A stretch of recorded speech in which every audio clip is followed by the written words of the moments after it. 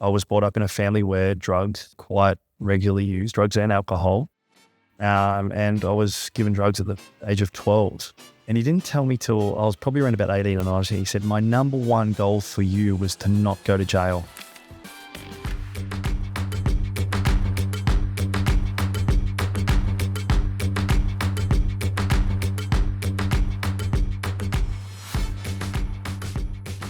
Super excited to be joined today by Mr. Luke Archer from Arches Alchemy. I was thrilled knowing you're coming in today and just going to have a chat about you and your business. What's a typical day for you? So we just had a great little chat before we started around this morning and some of the things you've done in your kids' school. Love to hear what a typical day in Luke's life looks like.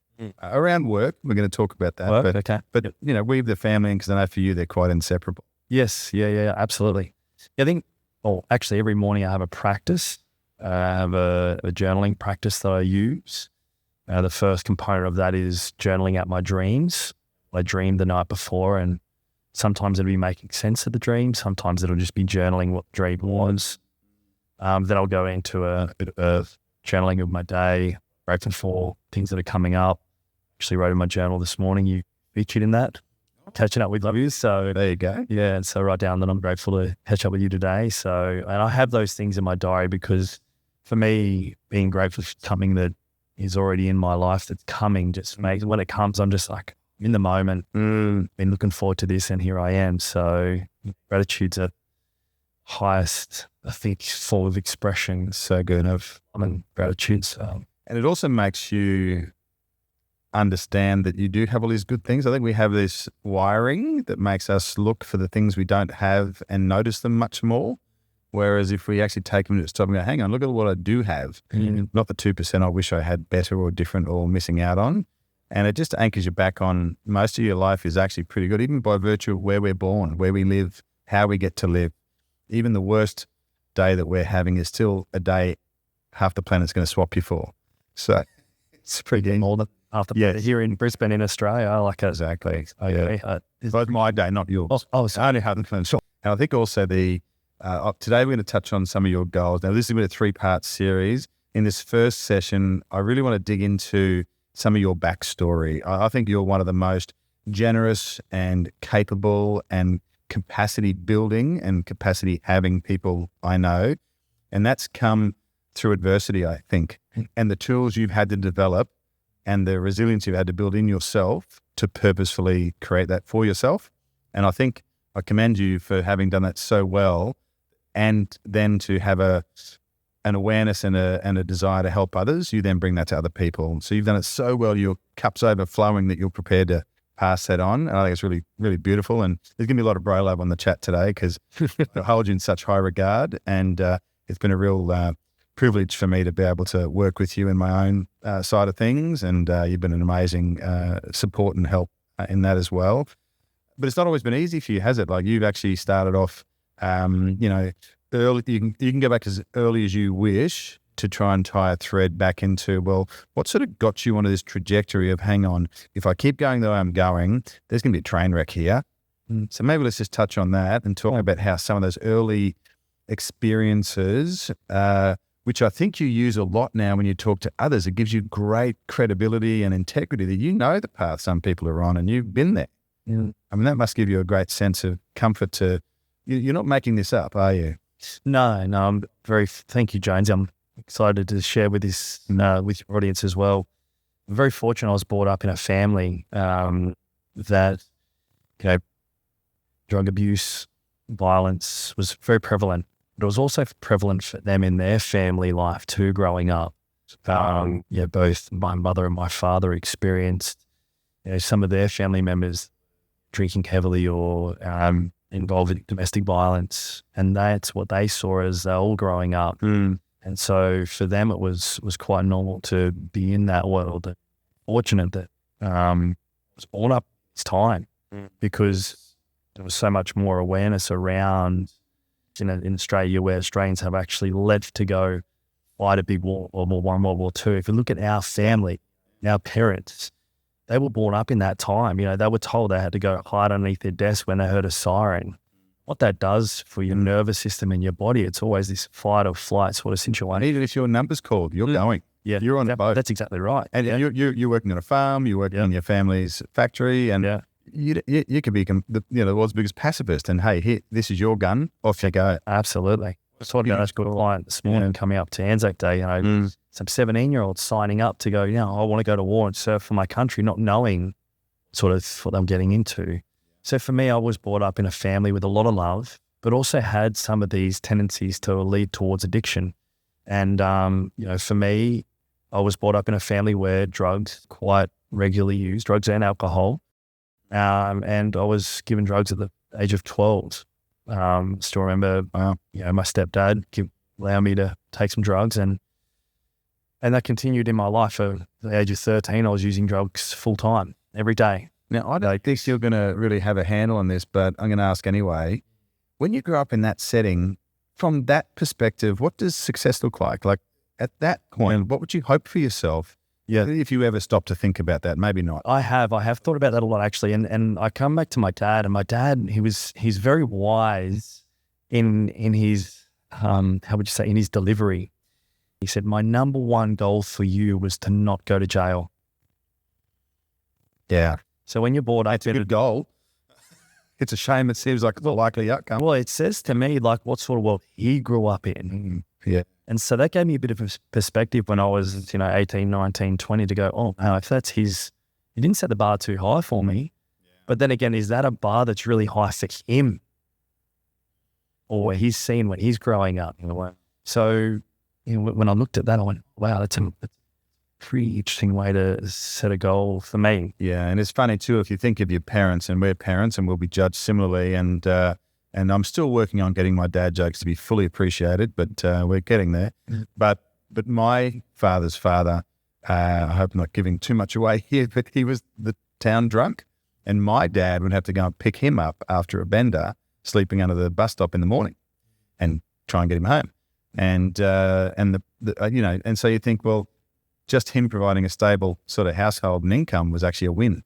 Yeah. And then, we obviously want to keep improving as we go along. Absolutely. And we didn't have the education. Look at prohibition and what came through then. Like if you were drinking and be like, oh, you're not having a beer after work? What's wrong with you?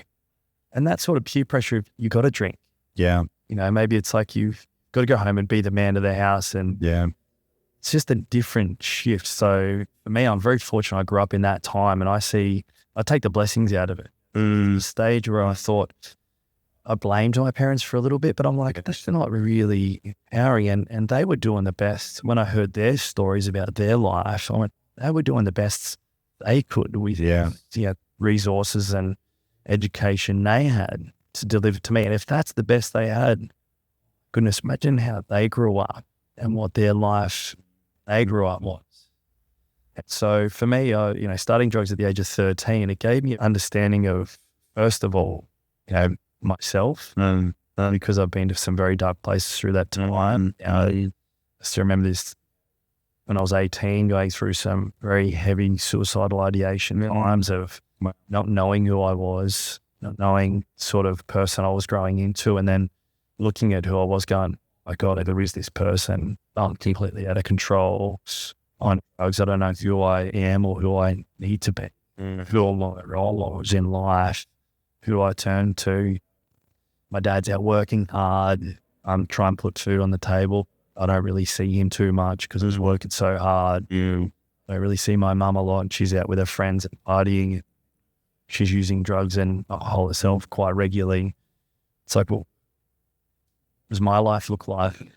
But through all that, did you get picked up by people who put you on a track? Because I was about to say, you're going to head into your sort of performance. Yeah, well, that's what I was saying. One of my first coaches, he really helped me a lot. He gave me my first job. I was a tiler. Shout out to Peter Daly. He's an amazing, amazing coach, but an even better man. He gave me a job as a roof tiler. It was a hard job, even stacking roof tiles on an elevator to take me. And that was my job. And that was like a pretty hard job. Yeah. And you knew you worked hard for that money that day. And so he gave me an opportunity, and that's where I suppose for me, your mum said to me, oh, no, you're going to get out of the house at the age of 17. Moved out. I was with a girlfriend at the time. I had to go pay my own rent. I had to grow up. And I'm sure for my mum at the time, it was super hard. 17-year-old telling me to get out of the house, it's time to go. And I thought, my mum's kicking me out. But it was the best thing she ever did. Yeah. And I say that to her now. I say that to her face. I'm like, it's the best thing you ever did at 17 because I needed to grow up. To become a man, I needed to stand for myself. And some of those, the impact of your decisions on your career. So with the help of Peter, he was able to give me a job and I was able to, pay rent, food in my mouth. And actually, fortunately, I was with a Brazilian girl, and we over to visit Brazil. And after 6 months. Wow. And lived there with her and her family. And if you went and lived in Sao Paulo in Brazil compared to the Gold Coast, the whiplash of the two different cultures there. I still remember jumping off the plane, driving to her place. And I'm like, what's that smell? She said, oh, down the middle of the highway, she said southbound and northbound. There's open sewage, like an open sewer. And on the other side, there were like these bits of tarp and things, big ply on the side of the road. I'm like, what's that? And like, oh, that's homeless people right there. And I was like, oh my goodness, the perspective, the shift like that. Yeah, wow. In my mind, and I'm so grateful to grow up sunny Gold Coast. What else happened in this visit to Brazil? What other things did you pick up? Is that the beginning? We'll touch on it later, but is it the beginning of some of your belief systems? I would say that was a big shift, going through some really dark times, but then going through that going, well, my dark times are like someone's greatest ever life compared to someone who's living inside of a highway with an open sewer less than 20 meters away from them. Yeah. And my problems seem insignificant. Yeah. My worst day. Embarrassed to have problems. Yeah, my worst day would be someone's best day over there. Yeah. So that was a huge shift for me, a massive shift. Yeah. So you've been to Brazil, you've come back after those 6 months, and I want to move on to your journey with professional football, and where you spent a lot of your time, or semi-professional football, and now that has become a big part of your professional life. Yeah. I see how much it means to you. I see how successful you've been with North Devils, and some of the great, recognition you've had with the competition wins you've had in the last couple of years. Tell us a little bit about how you're working now, but you're out of home. You've had this trip overseas, open your mind a little. Yep. What's happening on the football front for you? Yeah, well, obviously, when I was over there, you weren't playing football, but it gave me a really good understanding of, well, if you've got to make something of your life, you have to make something. Like, no one's going to hand you anything. You've got to work hard for that. And so coming back, I was a bit lost between friendship groups. What do I do for work? I really want to make this football career a career. You've been playing football at this point. I've been playing football, yeah. Well, I've seen your trophies and your things. There's plenty there. I think that's only a fraction of what there were as well, you might have said. So see pictures of them in the background when you're doing your various things. And great. They're very lucky. So mate, we're just touching on, let's go back to the footies. Yeah. Footies started, you're getting a few wins there, and obviously North Devils are really important to you. Yes. Just tell me a little bit about your own football journey and what happened there, and then potential pathway to the NRL, and then how you've now leveraged that into what you do today.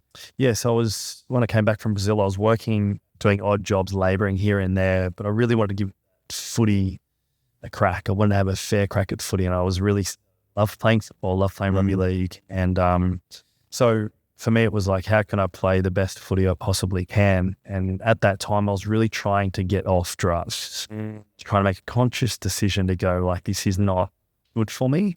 It was hard. The people I was hanging around, all of my friends, my whole friendship group, were using drugs as well. So, and it was also the time and the stage that we were at. They often say change is hardest because of the world around you keeps looking at you as who you were or are. And when you want to be someone different, if they don't let you, you just fall back. Yes. So for me, the opportunity was I got an opportunity from one of my friends. His stepdad actually was doing a bit of recruiting and got me up to the East Tigers up here in Brisbane. And it was 2005. I was 20 at the time. and moving away from the Gold Coast up to Brisbane, although not that far away, enough. It was enough to sort of break that mold of being around my friends every day and using that drugs every day. So moving to Brisbane was a great opportunity for me to not only better my career, to move to the next level, to have an opportunity to play Queensland Cup, but also to move away and create new friendship. I'd quite often say I'd have a win on the field and I'd celebrate with beer and drugs, and I'd have a loss on the field and I'd commiserate with beer and drugs. So it was the same mechanism. And I actually created an identity for myself around that. So it wasn't until I actually had a bit of an awakening with my now wife, Rachel. I met her in 2009. I was a carpenter at the time. I'd finished my apprenticeship with my dad. I looked at him and I went, oh man, he's pretty hard dude, carrying around timber all day, every day, a nail bag on his waist. It's pretty hard. And finishing my career as a carpenter, I thought, well, what's the next best evolution? Is I started to do project management, started to do some management stuff on some job sites and some builds, and started to got on with a company where I could actually manage the job site, and it was really good opportunity to do that. Just told me, it's not you telling other people. She says you like being told. She tells me that all the time. I just can't wait to tell you what you have to do next. Well, I had the realization. I came into training one day and the trainer said, oh, what's up? And I'm like, I've had it, tired, working 10-hour days on site. At the time, this was 2008, 2009. I was doing a preseason with the Brisbane Broncos. Go to training in the morning, sort of like 5:30, 5 o'clock, because I was in the fat club. Go to the fat club. My skin folds were a little bit too high, so I had a little bit too much fat on my body. Yeah, right. At the time, and so I'd have 8% or something. Yeah, it was something like that. Yeah, it was. I think it was like 5 mil of skin fold over. Yeah, which is not much, but at the same time, they were standard. So you got to do the fact. Yeah, 5:30 in the morning in the pool, do a couple of laps in there, and whatever you need to do. Then you go to training. And you train from probably around about 6, 7 o'clock till probably about 9 a.m. in the morning. Then I'd go jump on the tools all day in the hot sun. You must have had a lot of Chico rolls at lunchtime when that smoko band came around. If you're going to stay in the fat club down. Oh yeah. I think you're feeding. It was probably the liquid diet as well, a few beers. But then in the evening I'd go train with the club I was with, the East Tigers. And yeah. I did that for quite a number of months, and we got to the end of it. I was like, man, I'm just so drained. Can't do this for the rest of my life. I want to play rugby league. Can't stay on the tools. The trainer said, what would you do outside of this? I said, well, I love training myself. And so I went and sat my dual diploma in fitness and business in 2009. It took me a year to do it. And through that time, I met Rachel, my now wife, and was she studying as well? No, she was actually running the college. Oh, wow. Okay. She was running the college where I did my dual diplomas at. So, I met her then and we became really good friends. And for me, getting off the tools was a big transition and opening my business, starting to train people physically. And that was where my passion lies. So, I love health. I love fitness. I've been through such a transition myself, and I knew a lot of it came down to the power of the mind. And a good outlet for me was the physical body. Yes. Training myself. Motion's lotion. I heard some really... Yes, motion is lotion. Well, I heard that from another intelligent guy. So pass that wisdom on to all your listeners. Yeah. And so, for me, that transition into the physical space and physical training was a really important part of training the body, training the mind. How did you go at that? Because I think today it feels like PTs are a dime a dozen. I'm going to guess that back then there weren't quite as many. It wasn't quite as prevalent, because I know in my own footy and training, going to the gym, I don't remember there ever being any PTs at our gym, actually. I think we just went to the gym and all fumbled our way through and, saw what Joe Weider had to say, and off we went. Yeah, that's the thing, Mr. Olympia. And that's where, the quote-unquote bro science. Yeah. They were doing, just try it, just give it a go. Does it feel good? Just give you a pump? Yeah, it works. Nothing snapped. Yeah, that's it. But, it was 2009 that I sat my certifications. I think I'm pretty sure personal training had only been around for maybe, I dare say probably, that's interesting, 20 years, I reckon. Oh, still 20, but yeah. I remember being a bit of a, you had to have coin. I didn't have coin back then either, so I guess we weren't interested and didn't see it if it was around. But But did you find it easy to attract clients, and did you find it easy to keep those clients? How did that go for you? And did you really have a sense of how am I different? Because bringing back, I guess, what I've sort of spent my career on with the marketing side of things, when you're in those crowded spaces or when the buyer can't really see what's going to be different about what you offer, whether it's how it changes their life or what you offer compared to other people who offer that, it can be hard to make people to make that step and to jump on. And the other thought I had was it'd be a tough way to make a buck. Like you're sort of limited by how much you can charge people, even if they love it. And yet you still have to feed yourself. You've got rent and food and travel and all this stuff, you know? Yeah, the shop, we as soon as I finished my certifications, my diplomas, I got straight in. I straight away rented at least a shop in New Farm. I think it was only around about 60 square meters, but I trained in there one-on-one, my clients, and about 15 to 20 clients of training one-on-one. I lived in there as well, the little space out the back, had a little kitchen out, toilet, shower. I lived and worked in there for close to 2 different shops.